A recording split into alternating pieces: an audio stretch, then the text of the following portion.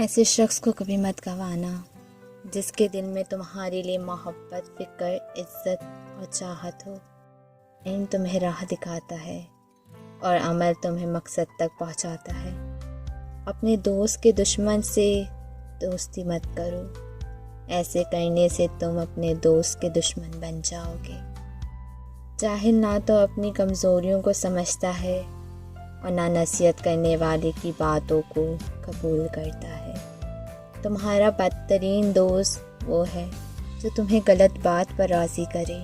اگر کوئی اپنا بھول جائے تو کیا کیا جائے؟ حضرت علی رضی اللہ تعالیٰ عنہ نے فرمایا، اگر کوئی اپنا ہو تو کبھی نہیں بھولتا، اور جو بھول جائے وہ اپنا کبھی ہوتا ہی نہیں۔ زندگی کے ہر موڑ پر صلح کرنا سیکھو، کیونکہ جھکتا وہی ہے جس میں جان ہوتی ہے، کرنا تو مردے کی پہچان ہوتی ہے۔ انسان کو اچھی سوچ پہ وہ انعام ملتا ہے جو اسے اچھے اعمال پہ بھی نہیں ملتا، کیونکہ سوچ میں دکھاوا نہیں ہوتا۔ کبھی تم دوسروں کے لیے دل سے دعا مانگ کر دیکھو، تمہیں اپنے لیے دعا مانگنے کی ضرورت نہیں پڑے گی۔ صرف دو لوگ مقدر والے ہوتے ہیں، ایک وہ جنہیں وفادار دوست ملتا ہے، اور دوسرا وہ جس کے ساتھ ماں کی دعا ہوتی ہے۔